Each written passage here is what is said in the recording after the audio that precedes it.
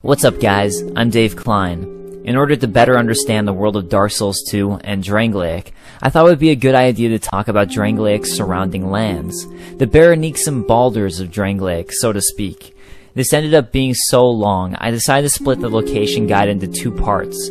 I won't be exploring kingdoms that were previously part of Drangleic, like Olafus, but rather focusing on lands outside of Drangleic. In this part, I'll be focusing in on Mirrah, Lindelt, and Melfia. So with that, let's go ahead and begin.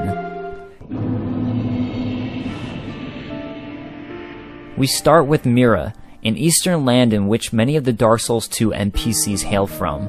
Our land of Mirrah is surrounded by enemies and constantly at war. There is only one way up in Mirrah. Join the Order and prove yourself in battle. Lucatiel and her brother Azlatiel both come from Mirrah, a land where the harsh conditions have forced them both into a life of soldiering. It was known as a land of knights, and those who distinguished themselves on the battlefield were admitted into the elite ranks of Mirrah's official order of knights, an order in which Lucatiel belonged. These knights were expected to fight honorably with reliance only upon swordsmanship. They only resort to magic the only time they truly need to face the magic of an enemy. As such, there are very few spells from Mirrah, and of the few that did exist, most were used by the Shadow Knights, assassins whose sorceries were utilized to carry out assassinations in the cover of darkness. These spells, Fall Control and Hush, were non-lethal spells, but useful for those who wished to remain unheard. Those who fled even the Order of Shadow Knights had rejected all forms of honor, and resorted to unseemly mercenary work. Mercenary work was looked down upon in Mirrah, but it seems Crichton, also from Mirrah, may have taken part in this, and is known as a cold-blooded killer to his fellow Mirran, Kale. I am Crichton of Mirrah. I travel from land to land to hone my blade. I've heard this land was full of danger. I thought it would suit me perfectly. Mirrah is also the home of an infamous killer, a knight in name alone. He was locked in the dungeon for multiple murders, but shortly before his execution he managed to escape. Crichton and Pate traveled together from Mirrah to Drangleic until Crichton was trapped. Damn! You jumping look! Mirrah was also known for Gestiel, an alloy used to craft advanced weaponry. Gestiel was a precious alloy created in the eastern land of Mirrah, its composition a long kept secret from foreign lands. That is, until Chancellor Welliger was ordered by King Vendrick to grant the gifted blacksmith Llewellyn a lifetime contract, whatever the cost, in order to introduce the rare alloy to Drangleic. Chancellor Welliger was successful in bringing over Llewellyn, who crafted him the Espada Ropera and Llewellyn armor set as a gift upon his arrival. He went on to become the castle's resident master smith after his transfer to Drangleic, bringing his master craftsmanship and Gestiel along with him. Lindelt was home to Archdrakes, priests, miracles, and the House Austeria. The majority of the game's chimes, catalysts for miracles and hexes, can be traced back to Lindelt, and while clerics and miracles were commonplace in the land, sorcery was believed to be a profane practice, which is actually the opposite of Drangleic, where King Vendrick had a lukewarm opinion of clerics' powers, and kept them only as attendants to ceremony. In this sense, Drangleic was not the place for a cleric with any ambition. Perhaps this is what sparked war between Drangleic and Lindelt, for according to the Archdrake set, while little is known about the Archdrake sect and its ancient rituals, it is said that their well-honed miracles and unwavering faith in the face of death made them worthy rivals to Drangleic's forces in their day.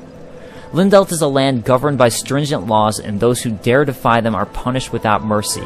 According to Unveil, a miracle that senses traitors, those who serve the Lindelt monastery willfully adhere to the strict commandments. The miracle was created to castigate those who ignore the righteous teachings. Perhaps this is why the shifty Lissi of Lindelt has left Lindelt for Drangleic. For Lindelt, ascetics are sent to distant lands for proselytizing and self-training, but many of them decide not to return, for more than a few of these trainees liberate themselves from Lindelt's teachings in the process. And while Lycia is an example of an impure character from Lindelt, Ivory Roan's Sage of Lindelt would be the opposite. Ivory Roan's created the Ring of Soul Protection, and her students the Ring of Life Protection, showing the land's emphasis on healing. Cleric Forsale also comes from Lindelt, who was a master of miracles who fought battles across the lands. His allies called him a holy knight, but his enemies feared him for his demonic powers. Chimes act as a catalyst for both miracles and hexes, so it's likely some of the upper echelon of Lindelt utilized both, hence his enemies thinking of him as having demonic powers.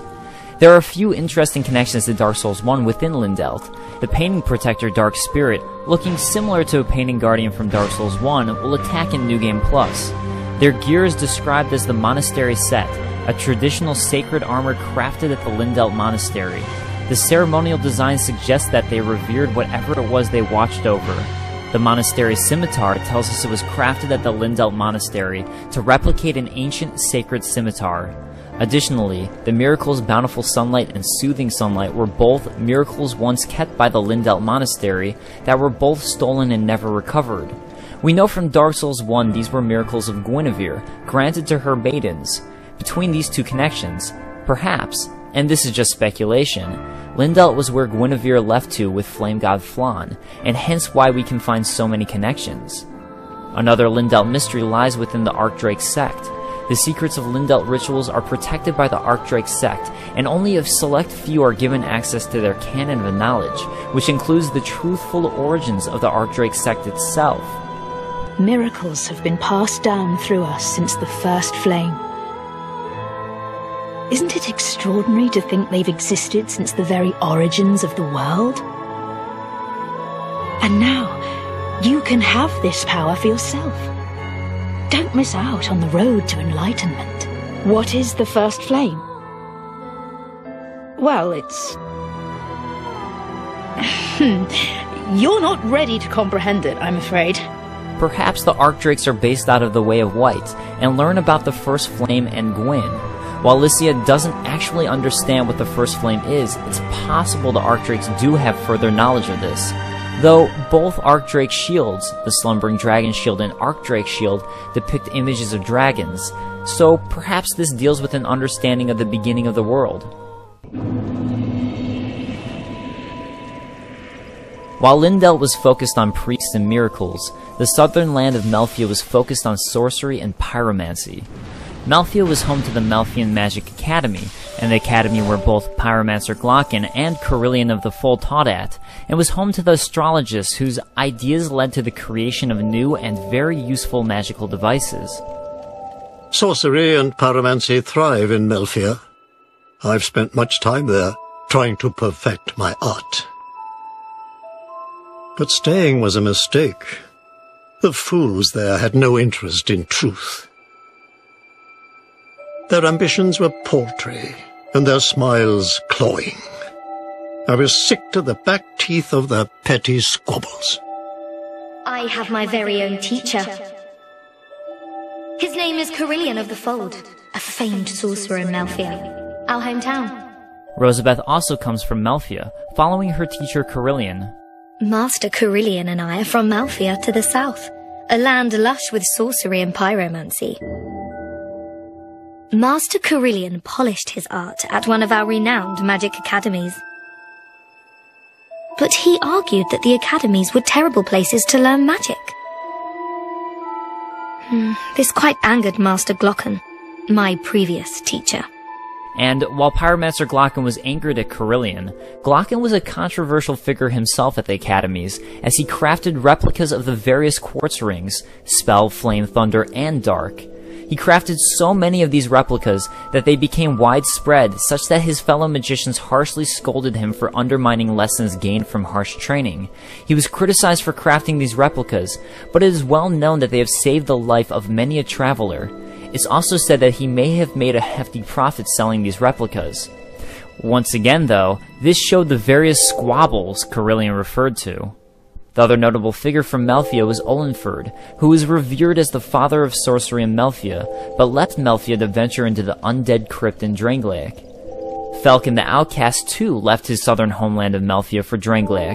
I went to a great school in the south, but neither sorcery nor pyromancy appealed. I learned nothing. Nothing at all, but... Perhaps, like Falcon, Olenford was drawn to the dark.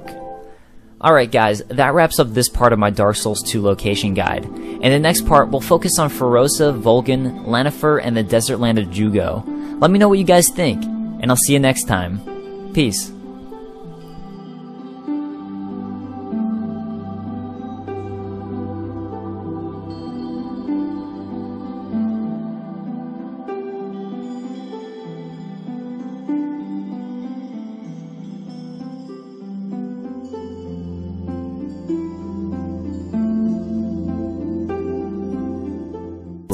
Along with everything unwanted, all manner of terrible things have been cast into the gutter in Majula, forming a settlement of filth and chaos.